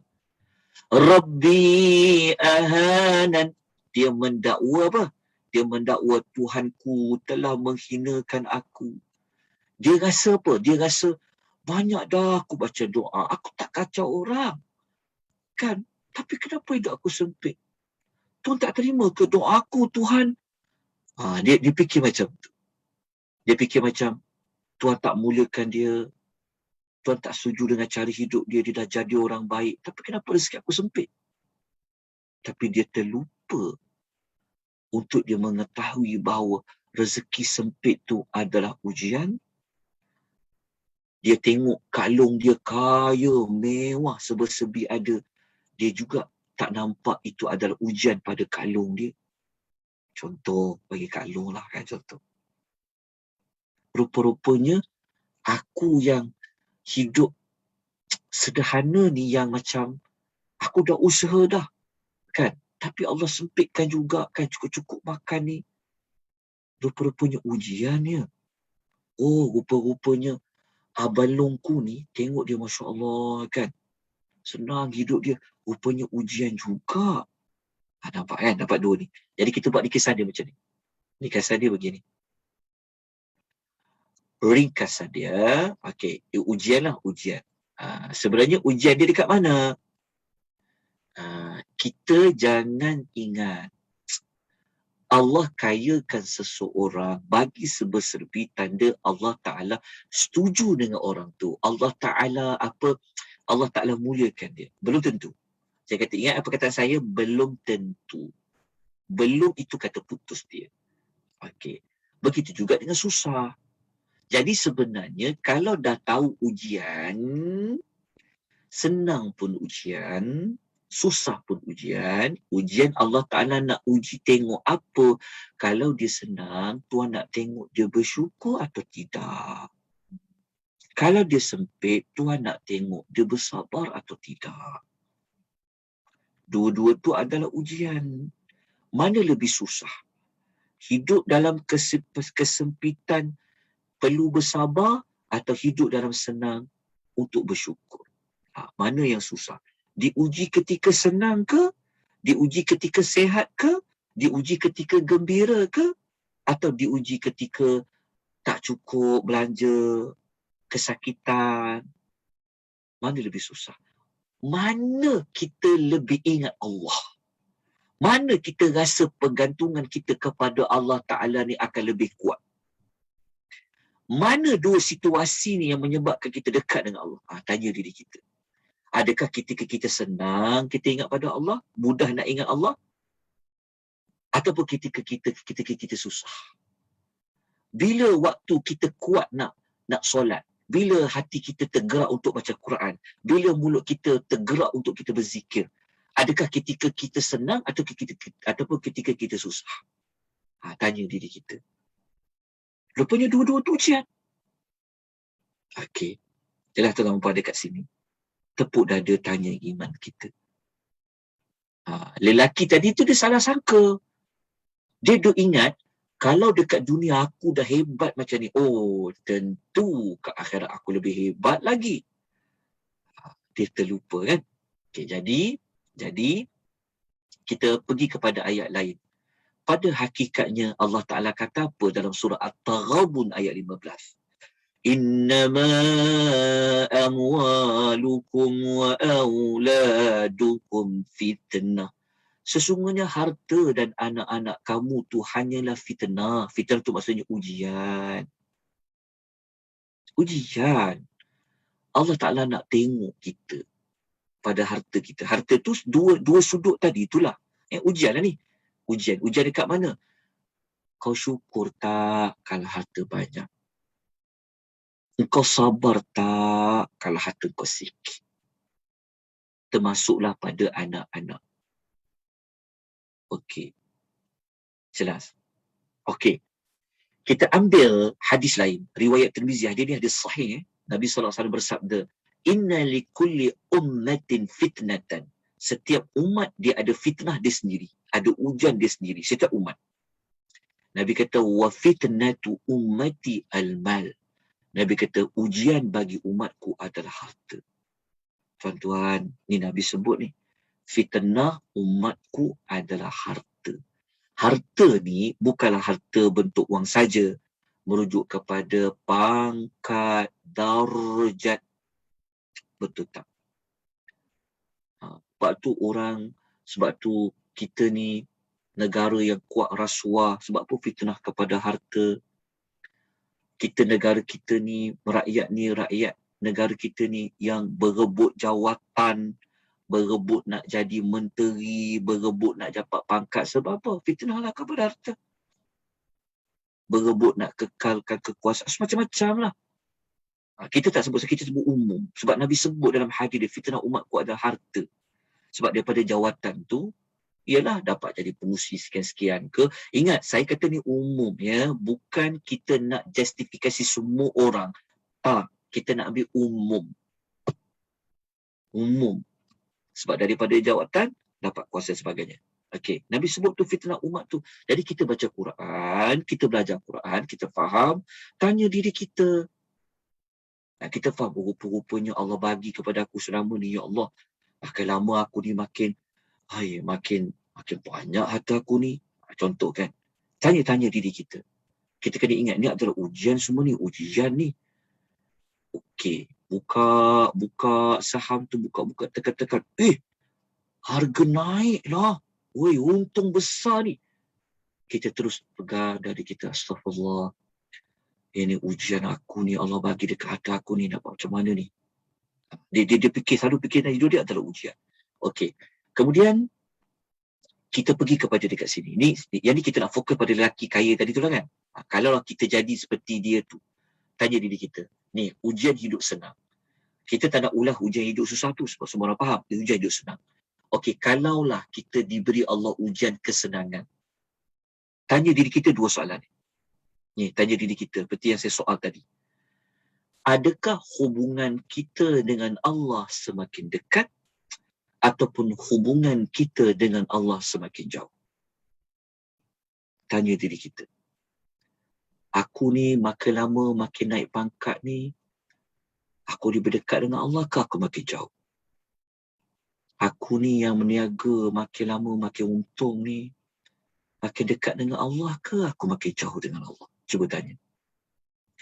Aku makin sihat ni, sihat je aku ni makin dekat dengan Allah ke aku makin jauh dengan Allah? Tanya.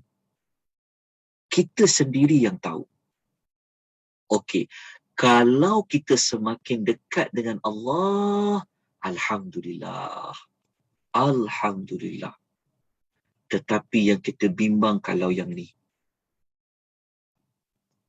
Kalau kita semakin jauh dengan Allah, kita bimbang apa tahu? Kita bimbang yang ini. Kalau kita hidup kita ada segala serba-serbi, kalau kita semakin jangan jauh dengan Allah, kita bimbang kita terjatuh dalam istidraj.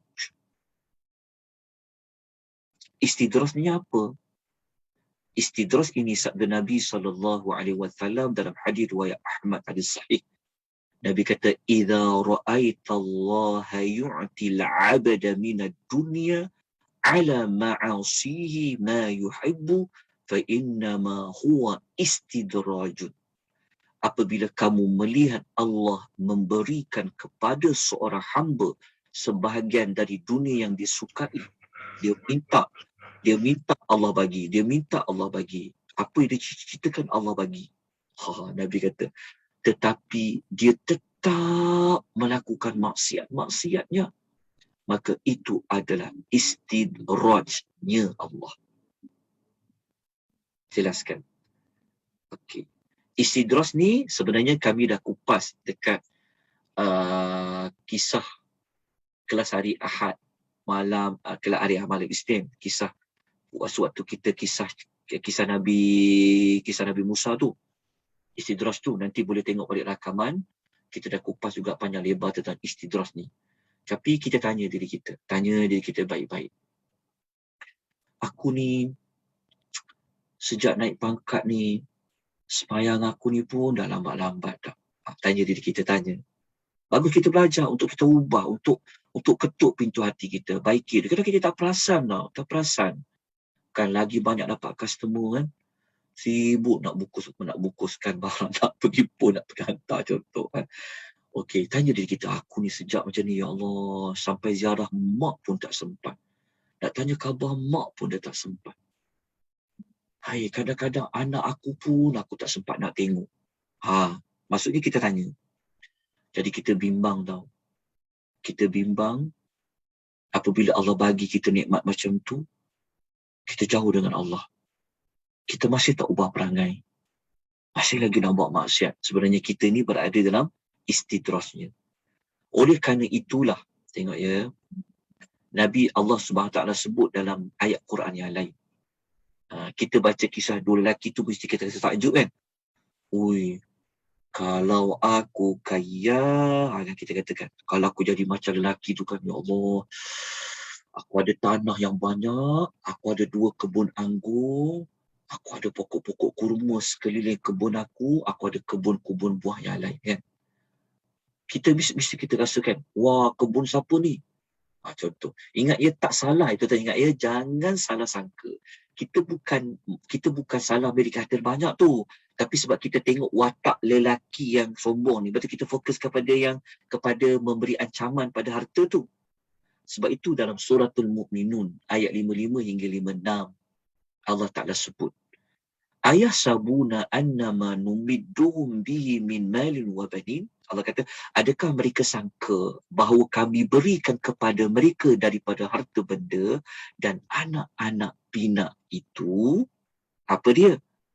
Nusari'u lahu fil khairat, bermakna kami segerakan untuk dia dapat kebaikan. Macam lelaki tadi kan. Dia ingat Allah bagi dia kaya raya kebun-kebun tadi tu, dia ingat dia orang baik. Dia ingat dia dah dapat kebaikan tu. Macam juga surah Al-Mu'minun ni. Allah kata, apakah mereka menyangka mereka yang dapat harta dengan anak-anak tu bermakna kata Allah, kami beri dia kebaikan dekat dunia. Maksudnya seolah-olah macam, nanti dekat akhirat kau akan jadi lebih baik. Kau akan dapat nikmat lebih baik. Sebab apa? Petanda dia dekat dunia. Allah Ta'ala kata, bala yash'urun. Allah kata, sebenarnya mereka tak sedar pun. Itu sebenarnya bukan kebaikan. Tak faham tak? Kita dapat banyak harta ni kadang-kadang bukan sebenarnya tanda kita orang baik di sisi Allah. Bukan tanda maknanya kalau dah dekat dunia senang macam ni, kat akhirat senang. Allah kata sebenarnya mereka tak sedar, kata Allah, apa yang sebenarnya yang Allah nak buat dekat mereka ni. Apa yang tak sedar tu yang kita sebut tadi tu, istidros ni. Apa kata istidros ni? Okey. Kita baca ayat lain ya dalam surah ini, dalam surah apa ni? Dalam surah At-Taubah ayat 55. Jadi, waktu kita baca kisah lelaki tadi, ya, secara tak langsung kita memang akan rasa macam, kita rasa takjub. Betul. Tapi Allah selalu ingatkan kita. Allah kata apa dalam surah Taubah ayat 55? فَلَا تُعْجِبَكَ أَمْوَالُهُمْ وَلَا أَوْلَادُهُمْ إِنَّمَا يُرِيدُ اللَّهُ لِيُعَذِّبَهُمْ بِهَا فِي الْحَيَاةِ الدُّنْيَا وَتَزْهَقَ أَنفُسُهُمْ وَهُمْ كَافِرُونَ. Allah kata, oleh itu janganlah engkau berasa kagum dengan harta benda dan anak-anak mereka.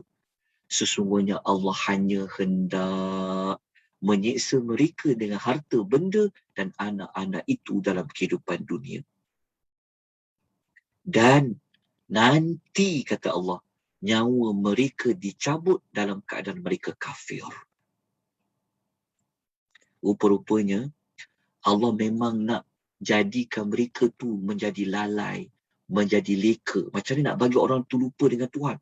Allah bagi apa dia nak. Dia bagi kekayaan sampai dia lupa dengan Tuhan. Akhirnya dia mati dalam keadaan dia terleka tadi. Dia lalai. Jadi kita tak nak macam tu. Kita tak nak seperti itu. Kita nak Allah bagi kita kekayaan, kita semakin dekat dengan Allah. Itu tak apa. Tapi susah nak tempuh.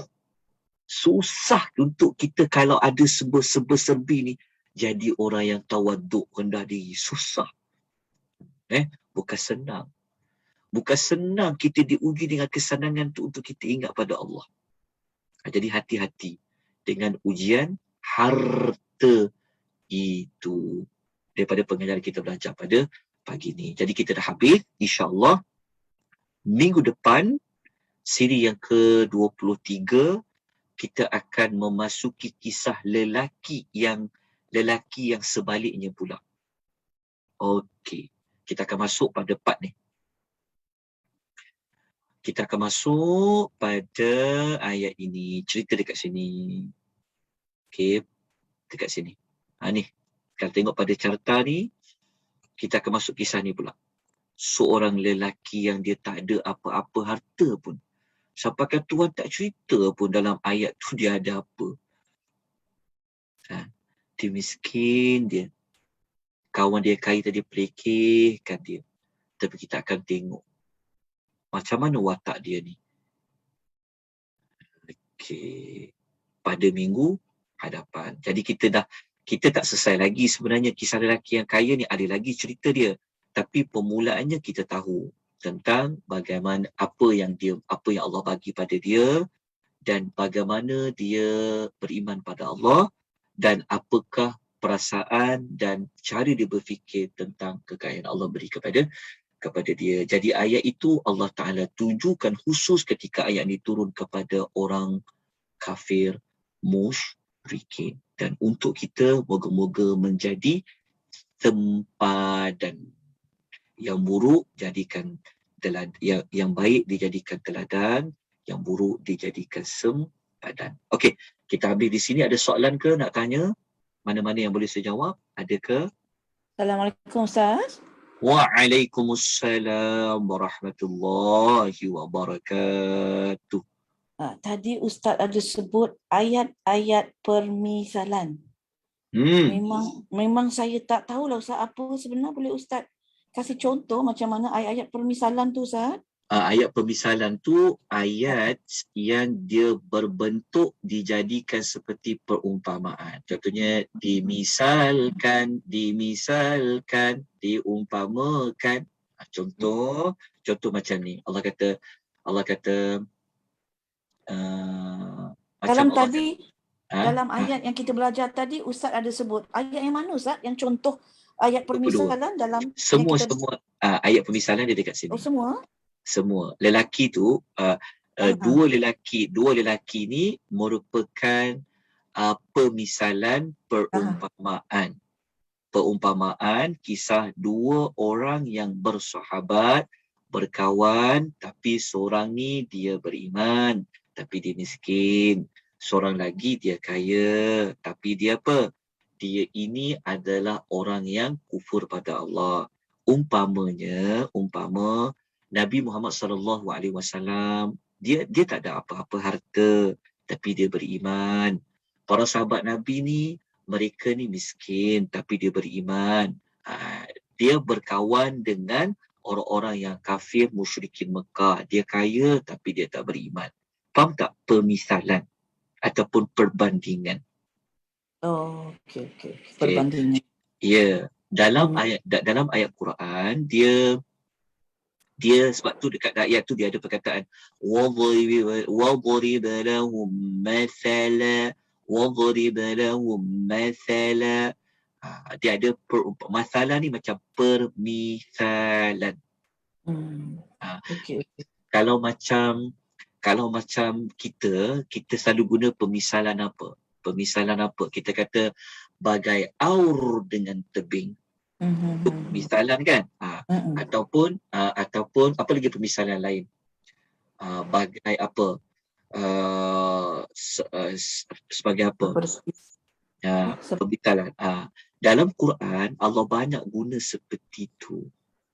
Tetapi permisalan dalam Al-Quran ni macam satu cerita kan Ustaz? Macam kita permisalan kita macam seperti aur dengan tebing, dia pendek-pendek dan tidak ada cerita kalau permisalan kita. Tetapi yang Quran ni dia cerita dia panjang, betul tak Ustaz? Macam tu ke? Ya. Dia sebenarnya permisalan di dalam Quran dia bukan sekadar cerita. Dia ada permisalan yang macam kita tu. Dia ada juga. Dia maksudnya bentuk-bentuk permisalan di dalam Quran dia bukan hanya ada dalam bentuk penceritaan tapi dia ada dalam bentuk yang lain juga. Yang pendek-pendek jugalah. Ya, yang kita kena kupas jugalah. Ada. Paling mudah nak faham permisalan seperti itu. Dalam surah Yasin kalau kita baca permisalan orang yang dia, kalau kita ambil surah Yasin kan. Ustaz tunjuk satu contoh lagi satu Ustaz yang pendek ni boleh? Ya. Pendek. Dia ada. Kerana pendek tu macam surah Yasin yang Allah Ta'ala kata permisalan dia yang pendek dia macam ni. Permisalan dia seperti yang Allah kata ayat surah Yasin ayat nombor 8 dengan 9 tu. Inna ja'alna fi a'naqihim aghlalan. Permisalan tu umpama Allah Ta'ala kata ada orang dia dibelenggu di leher dia dipasangkan belenggu dekat leher dia, lepas tu tangan-tangan dia dirantai. Okey. Dan dagu mereka lalu menjadikan mereka terdongak. Terdongak. Okey. Itu adalah permisalan ada manusia Dia diumpama seperti leher dia tu dibelenggu, tangan-tangannya dirantai, menyebabkan kepalanya terdongak. Lepas tu Allah Ta'ala kata, Allah letakkan min baini aidihim wa min khalfihim sadda. Maksudnya Allah Ta'ala umpamakan juga ada orang ni dekat depan dia ada dinding, dekat belakang dia ada dinding. Lepas tu mata dia ditutup. Maknanya ada ke orang macam tu? Itu dipanggil pemisalan. Ya, okey, faham Ustaz. Faham Ya, faham. Jadi bentuk pemisalan seperti itu sebenarnya maknanya apa? Itu dipanggil pemisalan. Okey. Macam kita bawa cerita pemisalan, kan? Contoh ada dua orang. Dua orang ni satu kaya, satu miskin. Itu contoh pemisalan kita. Okey. Okey, Ustaz. banyak Ustaz dalam Quran. Ya. Itu yang Ustaz kata nak buat apa? Ya. Mengupas ayat-ayat yang pemisalan ni. Okey Ustaz. Betul. Ya, terima kasih Ustaz. Terima kasih. Sama. Kalau kita baca dalam ayat lain pemisalan, bagus sebenarnya belajar dari sudut pemisalan dalam Quran ni. Contoh kan, Allah pernah bawa datang pemisalan ada seorang hamba ni, dia ada satu tuan. Ada seorang hamba ni, dia ada ramai tuan. Mana lebih senang dia ikut? Contoh ada seorang hamba, dia ada seorang tuan je. Ada seorang hamba ni, dia ada banyak tuan. Mana lebih hamba tu mudah nak ikut? Nak ikut satu tuan ke nak ikut cakap banyak tuan? Itu pemisalan. Okey. Pemisalan tu soalannya bahawa Allah Ta'ala ni satu, Tuhan tu satu. Mana lebih senang ikut? Nak dengar arahan Tuhan yang satu ataupun nak dengar Tuhan yang banyak? Jadi pemisalan dia umpama Tuhan tu adalah tuan, bos. Hamba tu adalah hamba lah, macam bibi kan. Dia pening bibi ni. Kejap tuan dia yang laki ni kata, jangan buat. Sekejap tuan dia yang bapak ni pula cakap, buat. Dia jadi pening, dia lari dari rumah. Sebab apa? Tuan dia banyak sangat arahan. Betul. Okey, Ustaz. Jelas kan? Contoh Ya, itu jelas, Ustaz. Okey, insyaAllah nanti kita buat. Okey, ada soalan lain? Okey, sekejap saya baca dekat chat tu. Sekejap ya. Kak Mila tanya, macam mana nak lebih dekat dengan Allah dalam ujian kesenangan kerana susah nak kekal dalam ketaatan bila senang berbanding susah? Benda yang paling utama yang tak boleh lari adalah doa lah. Okey, minta pada Allah, doa minta kekalkan istiqamah tu. Begitu juga macam doa kita kata, Allahumma a'inni ala dhikrika wa syukrika wa husni ibadatik. Minta pada Allah. Minta pada Allah supaya jadikan kita ni orang yang selalu ingat Allah, orang yang berzikir dan banyak buat amal, mudah untuk buat kebaikan. Minta Allah istiqamahkan kita. Dalam masa yang sama, kalau kita minta harta ni, doa yang Nabi selalu baca pagi-pagi tu, Allahumma a'inni, doa yang kita minta pada Allah, kalau dapat harta, biarlah harta yang bermanfaat. Wa rizqan tayyiba. Lepas tu Nabi pagi-pagi dia sebut 3 benda tu. Allahumma inni as'aluka ilman nafi'a. Ya Allah, engkau kurniakan kepada aku ilmu, bukan banyak, tapi bermanfaat. Wa rizqan tayyiba. Rezeki yang baik. Lepas tu, wa amala mutaqabbala, amal yang Allah terima. Dalam masa yang sama ya, kita kena selalu, kalau kita tak nak kita lupa diri kan, kalau macam kita harta banyak, kita tak nak lupa pada Allah tu, kita kena selalu juga bermusafir ke, kita selalu melihat orang yang di bawah kita. Apabila kita berada di bawah kita tengok contohnya, rupanya ada orang tak makan. Jadi kita akan menyedarkan kita supaya ingat pada Allah. Syukurlah aku ni ada juga. Dia macam tu. Itu di antara cara supaya tidak ingat pada Allah Subhanahu wa Ta'ala. Kemudian kita tengok yang kedua. takutnya hidup mewah dalam lalai beribadat daripada miskin tetapi taat. Apa yang patut kita buat bagi mengatasi sifat sombong dan rasa terhina kerana miskin? Okey. Ada dua soalan ni. Macam mana nak mengatasi sifat sombong dan macam mana nak kalau kita tak nak rasa hina kerana miskin. Okey. Kita nak menghilang rasa sombong ni, nak menghilangkan rasa sombong tadi seperti tindakan pertama lah. Maksud dia, kita kena mengingati bahawa apa yang kita ada ni adalah daripada Allah. Lepas tu kita kena banyakkan membaca kisah-kisah orang-orang yang Allah hapuskan. Ya, yang Allah hapuskan, dia dapat kebinasaan disebabkan sifat sombong. Lepas tu kalau kita miskin, kita tak nak rasa hina, macam inilah, yelah dia perasaan kan. Jadi kita kalau macam kita miskin kan, cadangan dia, kita kena belajar tentang apa makna rezeki yang sebenar. Maknanya kita kena kembang luaskan ilmu kita, faham rezeki tu apa yang sebenar. Sebab kita rasa miskin, kita rasa macam rendah diri kan. Orang yang lebih pada aku. Kadang-kadang kita malu nak balik kampung, tengok orang lebih pada kita, segan kita kan. Kita mudah je. Kita kena banyakkan ilmu kita dari sudut faham. Rezeki tu dari sudut apa yang lain. Maknanya rezeki tu adakah hanya diukur dalam bentuk benda. Tapi kalau kita belajar, sebenarnya dalam Quran ya, dalam Quran, rezeki ni sebenarnya luas. Dia ada skop berbeza. Jadi kalau kita rasa tak nak hina, kita kena faham. Rezeki ni salah satu makna perkataan rezeki. Rezeki ni merujuk kepada pahala, merujuk kepada syurga. Jadi, untuk kita tak rasa hina dari sudut kebendaan, kita pergi kepada rezeki. Alhamdulillah, walaupun aku tak ada rezeki bentuk benda, harta benda, tapi Allah bagi aku rezeki, aku boleh baca Quran, aku pandai baca Quran, aku boleh solat awal waktu, aku boleh, dia rezeki pada pahala. Sebab tu kalau nak tahu tu kita kena kupas perkataan rezeki di dalam Al-Quran.